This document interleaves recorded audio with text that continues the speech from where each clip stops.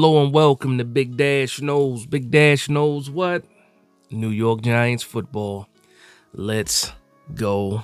You see the thumbnail. You see the thumbnail. What happened to our coach? What happened to Coach Brian Daboll? What happened to the F-150 heavy set blue suit briefcase with nothing in it, hard bottom shoes? What happened to Coach Daboll? What happened? What happened? The coach killer. That's what happened. Daniel Jones is a coach killer. Flat out. Now, Brian Daboll has his own blame. He's done enough to contribute to where the Giants are right now. But when was he broken? When did it actually happen? And there's a lot of things to talk about when it comes into that, but I'm not going to go too deep, under the surface with this whole idea. But watching that game, watching this coach, it seems like he's just lost his way, doesn't have the right answers. And when he does have the right answers, his quarterback's not helping him out. And if the quarterback's not helping him out, maybe the wide receivers are dropping balls. Maybe somebody's fumbling. Maybe the offensive line is having penalties, illegal man downfield, illegal motions, illegal shifts, whatever you want to call it. The discipline's not there. The clock management's not there. The adjustments are not there, and the aggression is not there anymore. So you're left to think, how long does this go on? And what happens? Because the writing's on the wall with Daniel Jones already. We already know that Daniel Jones is gone. The bigger question and the bigger issue now is, what do you do with Daboll? And ultimately, what do you do with Joe Schoen? What do you do? There's a lot of people that depended on this regime to get things right. Just thinking about the staff as it is. Player personnel, the scouting department. All of these guys depend on this regime to be successful in order for them to get paid.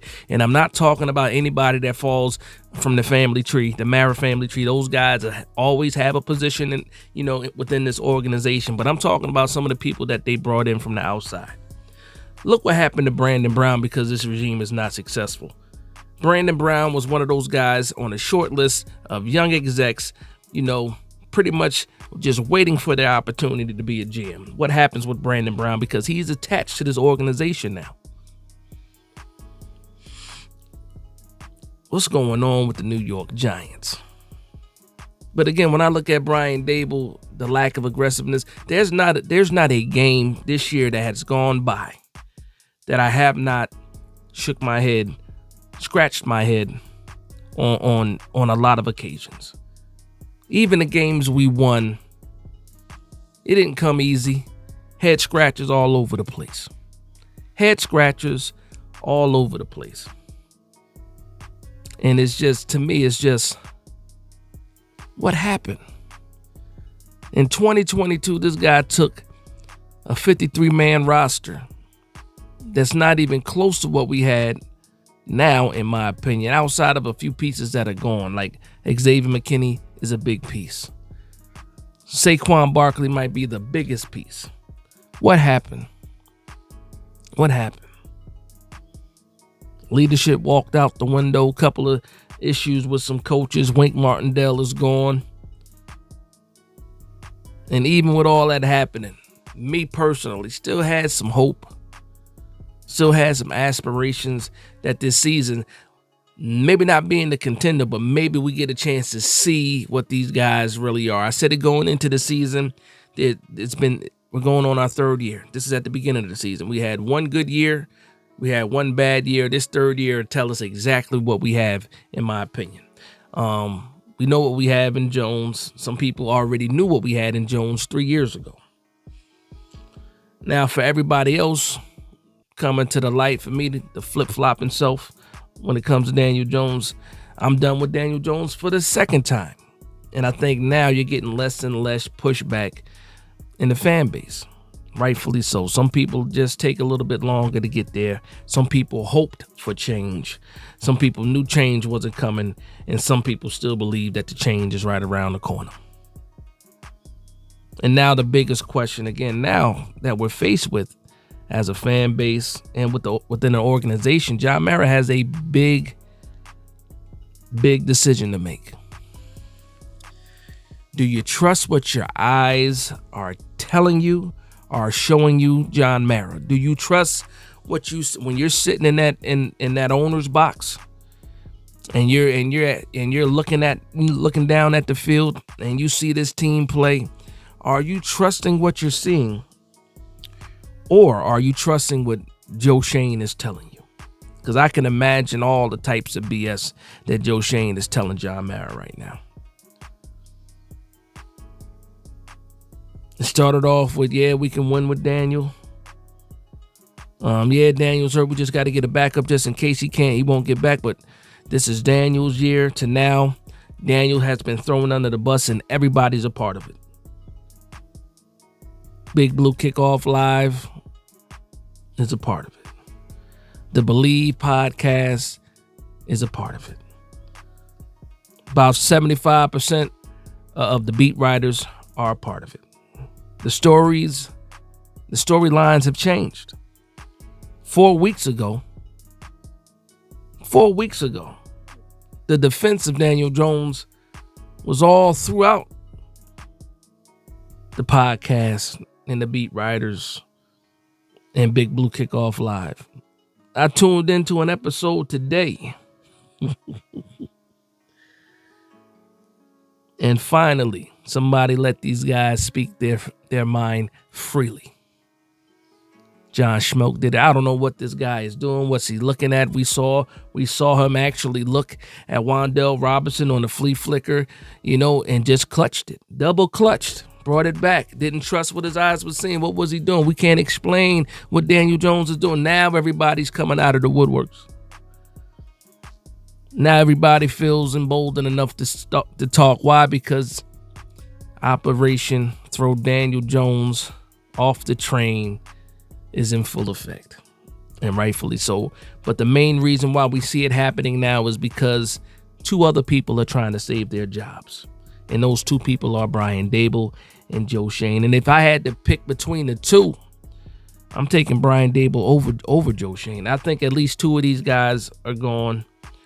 I wouldn't be surprised if all three were gone. If you're going to go ahead and burn this thing down again, burn it all the way down. You don't want to have another Shermer situation or whatever you want to call it. You don't want another one of those situations.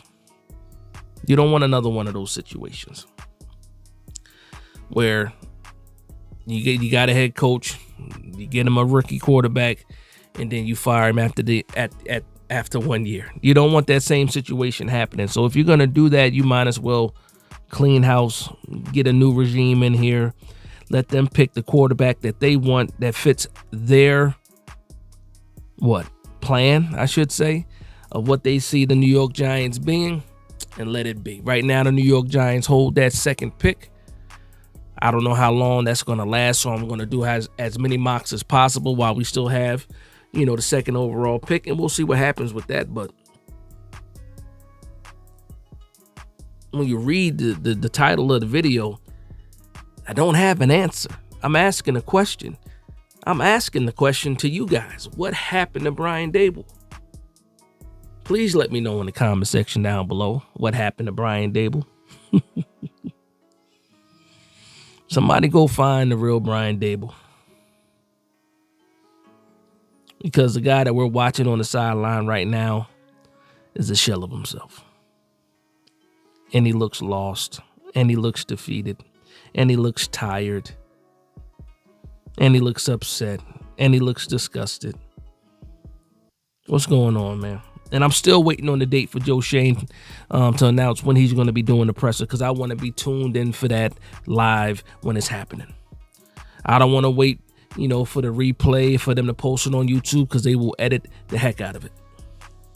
I need to know what these questions are. I need to know it real time, and I need to see how Joe Shane is going to sidestep and moonwalk and Olay these questions, because there's no way that he has an answer for a lot of these questions, man. He's another guy that's lost. I can't say what happened to him, because he's been doing this for a while. His first, unlike Brian Daboll.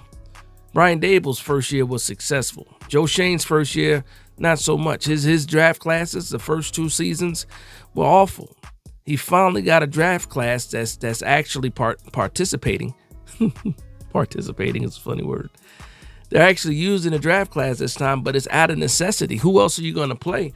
Had we had this staff, this roster built the way that it should have been built, would these guys be contributing the way that they're contributing?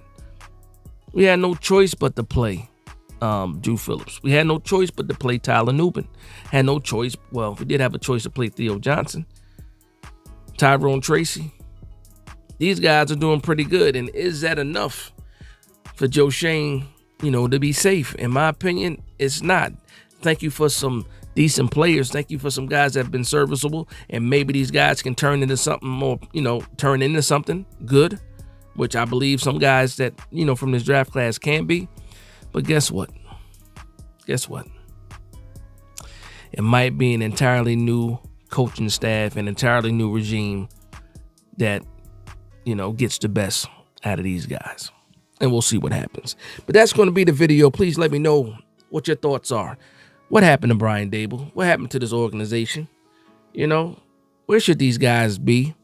Are you giving these guys another chance? Are you giving them a chance to pick their own quarterback this year, depending on what happens with the draft positioning? I'm curious to hear what you guys have to say, but that's going to be the video. I want to thank everybody for vibing with me. Please like, comment, and subscribe. And from one Giants fan to another, this is Big Dash Knows, Big Blue Nation. Let's go.